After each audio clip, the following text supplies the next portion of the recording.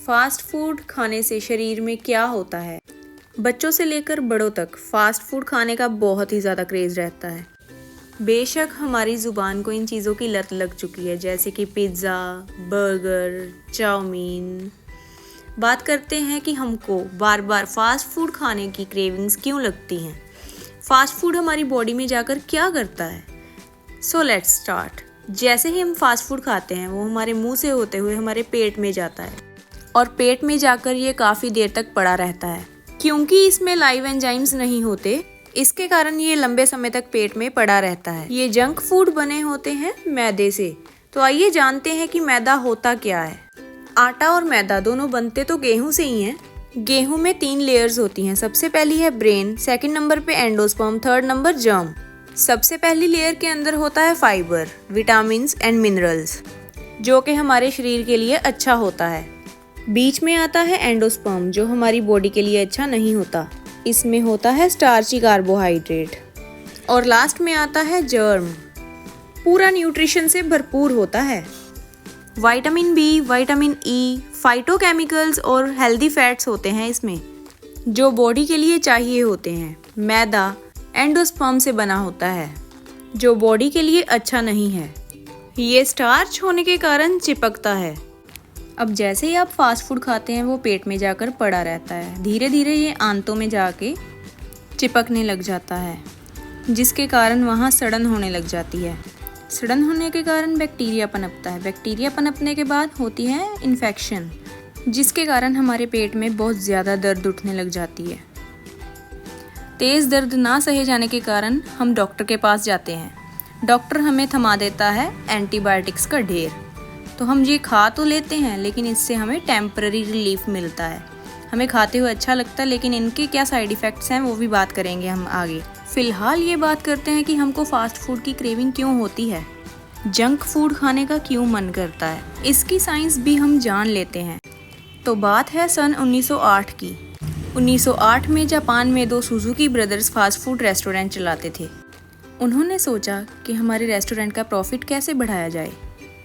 जैसे ही उन्होंने देखा कि जब ग्राहक का पेट भर जाता है तो वो और फूड ऑर्डर करने से मना कर देता है, तो उनके माइंड में एक बात आई कि रेस्टोरेंट में आए हुए मेहमान का कभी पेट ही ना भरे, तो ग्राहक ज़्यादा खाना ऑर्डर करे।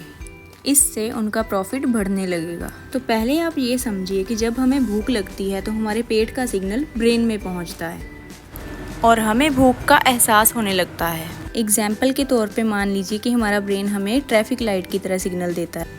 हमारा ब्रेन हमें ग्रीन सिग्नल देता है यानी कि भूख लगी हुई है, और रेड सिग्नल देता है यानी कि स्टॉप का सिग्नल कि अब हमें खाना नहीं है। तो सुजुकी ब्रदर्स साइंटिस्ट के पास गए और उनसे जाके कहा कि आप कुछ ऐसा कर दो कि हमारे ग्राहक फूड ऑर्डर करते ही रहें और उनका रेड सिग्नल कभी भी ऑन ना हो, ग्रीन सिग्नल हमेशा ऑन ही रहे और वो खाना ऑर्डर करते ही रहें। तो साइंटिस्ट ने उनकी बात सुन के केमिकल बनाया जिसका नाम है MSG यानी मोनोसोडियम ग्लूटामेट। और उन्होंने सुजुकी ब्रदर्स को समझाया कि ये केमिकल आपने अपने रेस्टोरेंट के खाने में मिला देना है। MSG की खासियत ही यही है कि जैसे ही ये आपकी ज़ुबान पे पहुंचेगा, ये आपके माइंड में ग्रीन सिग्नल ऑन रहने देगा और आपका बार बार खाने का मन होगा।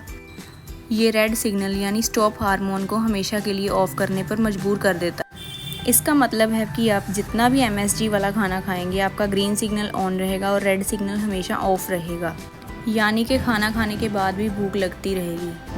इस तरह 3-4 साल लगातार MSG वाला फूड खाने से आपका रेड सिग्नल जो है हमेशा के लिए डिस्ट्रॉय हो जाता है। पिज़्ज़ा को अगर आप घर पे बनाते भी हो तो हमें रेस्टोरेंट जैसा स्वाद बिल्कुल नहीं आता। MSG आपको नाक के माध्यम से भी हिट करता है। हम जब भी किसी फास्ट फूड रेस्टोरेंट या फिर जंक फूड के ठेले से गुजरते हैं तो हमें एक खास सी स्मेल आती है, जिससे हमें लगता है कि हमें भूख लगी है और कुछ खा लिया जाए। और ये सब कुछ होता है MSG की वजह से। MSG leads to many lifestyle diseases like cardiovascular diseases, mental disorders, obesity, diabetes। Vitamins और मिनरल्स की कमी होने लग जाती है, जिसके बाद हमें सिम्टम्स क्या आते हैं? बॉडी लेथार्जिक फील करती है, हमें नोजिया हो सकता है, उसके साथ साथ हमारा वेट भी गेन हो जाता है। वजन बढ़ने के साथ साथ कभी कभी होता है कि हमें नींद ही नहीं आती रात को, और कभी कभी बहुत ज़्यादा नींद आने लग जाती है। हमारा पढ़ाई में मन नहीं लगेगा, कुछ भी करने में मन नहीं लगता। फिर जाना पड़ता है हमें डॉक्टर के पास। डॉक्टर दवाइयाँ लिख देता है, विटामिन मिनरल्स, जिनको खाने से हमारी बॉडी की नेचुरल केमिस्ट्री जो है अनबैलेंस्ड हो जाती है। इसीलिए नेचर के फलों और सब्जियों में एक ही तरह के विटामिन मिनरल्स होते हैं। तो सोल्यूशन ये है कि आप विटामिन और मिनरल्स की टैबलेट्स खाने की जगह अगर फल और सब्जियां खाते हैं तो आपके शरीर में विटामिन और मिनरल्स का बैलेंस बना रहता है। तो बात करते हैं एंटीबायोटिक्स की, जो डॉक्टर हमें बात बात पर थमा देते हैं। ध्यान से सुने, एंटीबायोटिक का मतलब क्या है। एंटीबायोटिक हमारी बॉडी में मौजूद बैक्टीरिया को मारता है। वो तो ठीक है कि चलो बैक्टीरिया मर गए, लेकिन उसके साथ साथ हमारी बॉडी में मौजूद गुड बैक्टीरियाज भी मर जाते हैं। हमारा पूरा शरीर ही बैक्टीरिया से बना होता है। एंटीबायोटिक्स को ये तो पता नहीं होता कि ये गुड बैक्टीरिया है या बैड बैक्टीरिया, तो वो दोनों को मार देते हैं।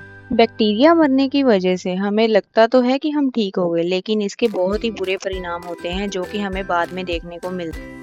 इससे हमें लगातार एसिडिटी रहने लग जाती है, उसके कारण हमें हमेशा ही पेट की समस्या सताती है। अब आप कहेंगे कि इसका सोल्यूशन क्या है, तो बात करते हैं सोल्यूशन की। जैसे कि वीडियो की स्टार्टिंग में डिस्कस किया गया कि मैदे से बने फूड हमारी आंतों में जमते हैं और जाके चिपक जाते हैं, जिनकी वजह से हमें इन्फेक्शन बनती है। इन्फेक्शन की वजह से कॉन्स्टिपेशन होती है, आप जितना ही जोर लगाते हैं आपको बवासीर की प्रॉब्लम होने लग जाती है। उसका हल ऑपरेशन है। तो इन चीज़ों से बचने के लिए आपको फास्ट फूड से या जंक फूड से दूर होना ही पड़ेगा। आपको समझ आ गई होगी कि इसका सल्यूशन है आप अपनी बॉडी में गुड बैक्टीरिया या बैड बैक्टीरिया में से क्या चीज़ ज़्यादा बढ़ाते हैं। समझ लीजिए कि गुड बैक्टीरिया आपकी आर्मी है और बैड बैक्टीरिया टेररिस्ट। तो हम अगर अपनी बॉडी को टेररिस्ट से बचाना चाहते हैं तो हम फल और सब्जियां खा के अपने शरीर में गुड बैक्टीरिया की मात्रा बढ़ा सकते हैं, और बैड बैक्टीरिया यानी कि फास्ट फूड को छोड़ के अगर हम फल फ्रूट खाने पे ध्यान दें तो हमारी बॉडी में गुड बैक्टीरिया बढ़ने लग जाएगा, जिसके कारण हमें कोई भी प्रॉब्लम जल्द से नहीं पकड़ेगी और हम हेल्दी लाइफस्टाइल का मज़ा ले सकेंगे। तो फास्ट फूड को नो, अगर नहीं तो फिर आपको डॉक्टर्स के पास विजिट बार बार करना ही पड़ेगा, दवाइयाँ खानी ही पड़ेंगी। तो दोस्तों, आपको समझ आ गया होगा कि फास्ट फूड के हमारे लिए कितने नुकसान हैं। अगर वीडियो अच्छी लगी हो तो लाइक और सब्सक्राइब ज़रूर। ऐसी और वीडियोस देखने के लिए मेरे चैनल को ज़रूर सब्सक्राइब कर लीजिए। Thank you so much.